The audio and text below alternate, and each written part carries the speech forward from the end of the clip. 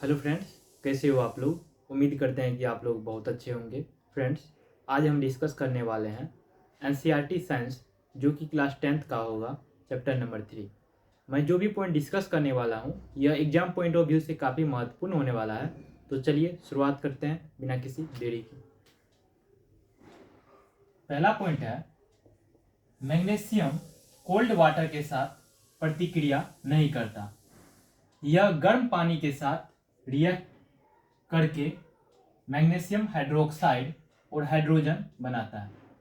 जो मैग्नीशियम होता है यह कोल्ड वाटर के साथ रिएक्ट नहीं करता है, लेकिन यह गर्म पानी के साथ मतलब हॉट वाटर के साथ रिएक्ट करके मैग्नीशियम हाइड्रोक्साइड और हाइड्रोजन बनाता है। ओके।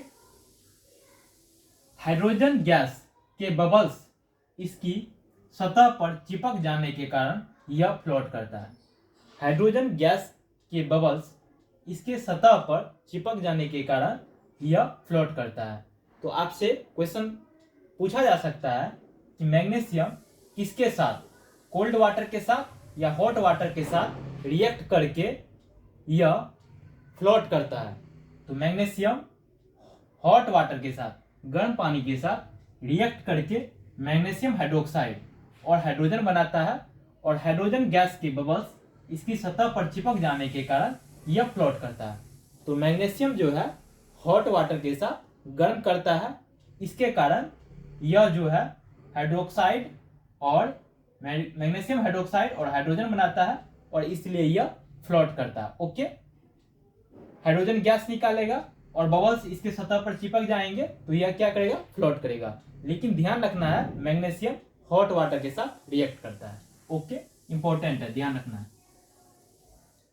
नेक्स्ट पॉइंट है, एल्युमिनियम, आयरन और जिंक जैसी धातुएं न तो कोल्ड वाटर के साथ प्रतिक्रिया करती है, न ही हॉट वाटर के साथ प्रतिक्रिया करती है।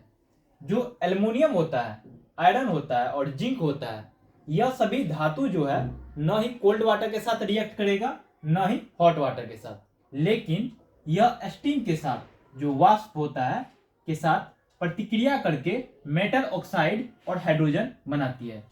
जो एल्युमिनियम, आयरन और जिंक है, ये सभी धातु न तो हॉट वाटर के साथ न ही कोल्ड वाटर के साथ रिएक्ट करेगा, लेकिन यह स्टीम के साथ, वाष्प के साथ रिएक्ट करके मेटल ऑक्साइड और हाइड्रोजन बनाती है।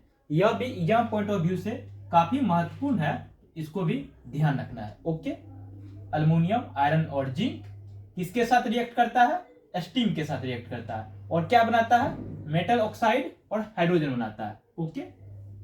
यहां पे आप देख सकते हैं एल्युमिनियम, ये H2O जो कि गैस स्टीम के फॉर्म में है, ये रिएक्ट किया आपस में, Al2O3 बनाया प्लस 3H2 बनाया, गैस बनाया। ओके। यहाँ पे Fe जो लोहा होता है, आयरन Fe प्लस H2O जो गैस फॉर्म में है, स्टीम फॉर्म में, ये आपस में रिएक्ट किया, क्या बनाया, Fe3O4 प्लस 4H2। ओके। ये क्या है, हाइड्रोजन गैस है, ये भी क्या है, हाइड्रोजन गैस है। ओके। तो इसको ध्यान रखना है, इंपॉर्टेंट है। नेक्स्ट पॉइंट है, लेड, कॉपर और गोल्ड। लेड, कॉपर और गोल्ड जैसी मेटल्स पानी के साथ बिल्कुल भी प्रतिक्रिया नहीं करती है। जो लेड होता है, कॉपर होता है और गोल्ड, यह मेटल्स पानी के साथ बिल्कुल भी प्रतिक्रिया नहीं करता। ओके। नेक्स्ट पॉइंट है, जब कोई मेटल नाइट्रिक एसिड के साथ रिएक्ट करती है तो हाइड्रोजन गैस नहीं निकालती है। आप जानते हैं कि जनरली यदि मेटल किसी एसिड के साथ रिएक्ट करते हैं तो हाइड्रोजन गैस निकालती है, लेकिन ये एक्सेप्शन है, यह भी इंपॉर्टेंट है, इसको भी ध्यान रखना है। जब कोई मेटल नाइट्रिक एसिड HNO3 के साथ रिएक्ट करती है तो हाइड्रोजन गैस नहीं निकालती है। ऐसा इसलिए है क्योंकि HNO3 नाइट्रिक एसिड एक स्ट्रॉन्ग ऑक्सीडाइजिंग एजेंट है। यह उत्पादित H2 को पानी में ऑक्सीडाइज करता है और खुद नाइट्रोजन ऑक्साइड N2O या NO या NO2 में से किसी एक में रिड्यूस हो जाता है। जब कोई metal nitric acid, generally metal जो है एसिड के साथ रिएक्ट करता है तो हाइड्रोजन गैस निकालता है, लेकिन यह एक एक्सेप्शन है कि यदि कोई मेटल नाइट्रिक एसिड के साथ करेगा तो हाइड्रोजन गैस निकालेगा, लेकिन नाइट्रिक एसिड के साथ रिएक्ट करेगा तो हाइड्रोजन गैस नहीं निकालेगा। ऐसा इसलिए होता है क्योंकि HNO3 क्या है, एक स्ट्रॉन्ग ऑक्सीडाइजिंग एजेंट है। यह उत्पादित H2 को पानी में ऑक्सीडाइज कर देता है और खुद नाइट्रोजन ऑक्साइड या N2 nitrogen peroxide, NO2 nitrogen dioxide में से किसी में रिड्यूस हो जाता है। ओके, तो इसको ध्यान रखना है। नेक्स्ट पॉइंट है मैग्नीशियम Mg। मैग्नीशियम Mg और मैग्नीज ये दोनों अलग अलग है। मैग्नीशियम Mg और मैग्नीज क्या होता है, Mn, दोनों अलग अलग है, एलिमेंट है। बहुत पतले HNO3, मतलब एक होता है डाइल्यूट, एक होता है कंसंट्रेटेड। तो यहाँ पे डाइल्यूट की बात की जा रही है, जो डाइल्यूट HNO3 के साथ प्रतिक्रिया करके H2 गैस बनाती है। यहीं पे कंसंट्रेटेड HNO3 रहेगा तो नहीं प्रतिक्रिया, रिएक्ट नहीं करेगा, लेकिन डाइल्यूट HNO3 के साथ यह प्रतिक्रिया करता है, क्या, मैग्नीशियम और मैग्नीज। ओके, तो इसको भी ध्यान रखना है। आपसे पूछ लिया जाएगा क्वेश्चन कि मैग्नीशियम और मैग्नीज किस तरह के एसिड के साथ रिएक्ट करके H2 गैस बनाता है, तो यह डाइल्यूट, पतले मतलब डाइल्यूट, यही कंसंट्रेटेड रहता तो इसके में क्या होती, सिर्फ और सिर्फ HNO3 रहती है।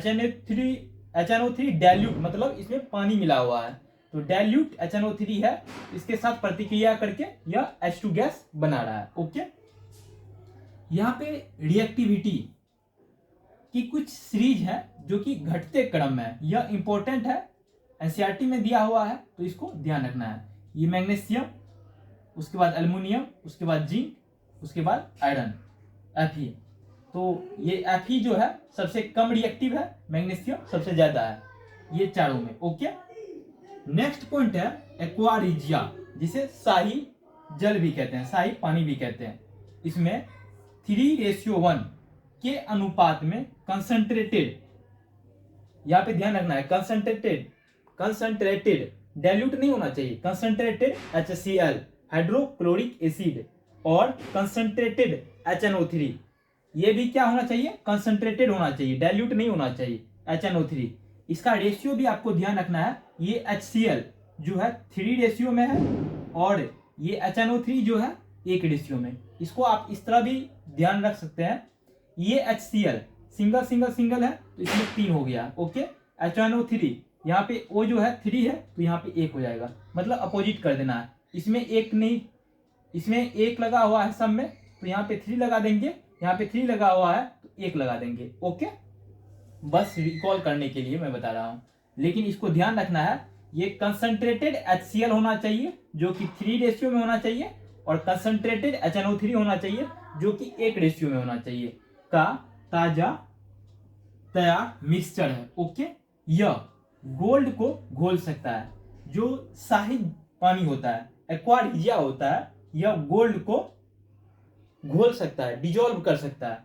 इसलिए जो भी गोल्ड स्मिथ होते हैं, सोनार होते हैं, यह एक्वा रिजिया रखते हैं। किसी भी यदि ज्वेलरी वगैरह को उसको क्लीन करना रहता है तो वो जनरली यही एक्वा रिजिया का प्रयोग करते हैं। ओके, हालांकि इनमें से कोई भी एसिड अकेला नहीं कर सकता है, लेकिन इसमें एक कंडीशन ये है कि यदि आप चाहेंगे कि सिर्फ और सिर्फ कंसंट्रेटेड HCl ले लेंगे या कंसंट्रेटेड HNO3 ले लेंगे, इसमें हम सोना को, गोल्ड को डिजोल्व कर देंगे, तो ये पॉसिबल नहीं है। दोनों होना चाहिए, और रेशियो कंसंट्रेटेड HCl 3 रेशियो में होना चाहिए और कंसंट्रेटेड HNO3 1 रेशियो में होना चाहिए। मतलब ये HCl यदि हम 3 ग्राम लिए तो HNO3 1 ग्राम लेंगे। ओके, दोनों के मिक्स करके यदि सॉल्यूशन बनाएंगे उसमें गोल्ड क्या होगा, मतलब डिजोल्व होगा। ओके, तो इसको ध्यान रखना है, यह एग्जाम पॉइंट ऑफ व्यू से काफी महत्वपूर्ण है, क्वेश्चन आता है, इसको ध्यान रखना है।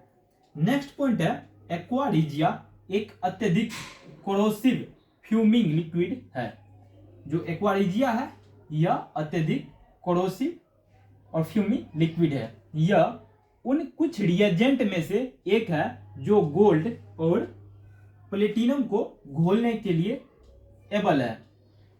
यहाँ पे आपने देखा कि गोल्ड के लिए तो है ही, और इसके साथ साथ यह प्लेटिनम को भी एक्वारिजिया घोल सकता है। ओके, डिजोल्व कर सकता है अपने में। ओके, यह क्या है? कोरोसिव और फ्यूमिंग लिक्विड है। ओके, नेक्स्ट पॉइंट है, यदि मेटल ए अपने सॉल्यूशन से मेटल बी, यदि मेटल ए अपने सॉल्यूशन से मेटल बी को विस्थापित मतलब डिस्प्लेस करती है तो वह बी से अधिक रिएक्टिव है। ओके, जैसे metal a plus salt solution of b, ये क्या किया? ये दोनों आपस में रिएक्ट किया, एज ए प्रोडक्ट जो बनाया साल्ट सॉल्यूशन ऑफ ए। ये क्या किया? ये बी को डिस्प्लेस कर दिया, मतलब विस्थापित कर दिया, और साल्ट सॉल्यूशन ऑफ ए बन गया, प्लस एज ए प्रोडक्ट में क्या बना? Metal b. तो ये क्या हुआ? मतलब यहाँ पे जो है वह बी से अधिक रिएक्टिव है। कौन? ए। ओके, यहाँ पे सॉल्यूशन जो ए जो है ज्यादा रिएक्टिव है कंपैरेटिवली बी के। जो ये सॉल्यूशन दोनों आपस में मिक्स होके कॉम्बिनेशन हुआ, ये मेटल ए है और साल्ट सॉल्यूशन ऑफ बी है। ओके, ये आपस दोनों में रिएक्ट हुआ, तो यदि मेटल ए ज्यादा रिएक्टिव है तो एज ए प्रोडक्ट जो बनेगा साल्ट सॉल्यूशन ऑफ ए बनेगा, और एज ए प्रोडक्ट जो बनेगा मेटल बी बनेगा। ओके, क्योंकि यहाँ पे ए जो है ज्यादा रिएक्टिव है, मोर रिएक्टिव है। ओके, तो यह काफी इंपॉर्टेंट पॉइंट है। तो thank you friends, hope you will learn something new. इस वीडियो में इतना ही। Thank you for watching this video.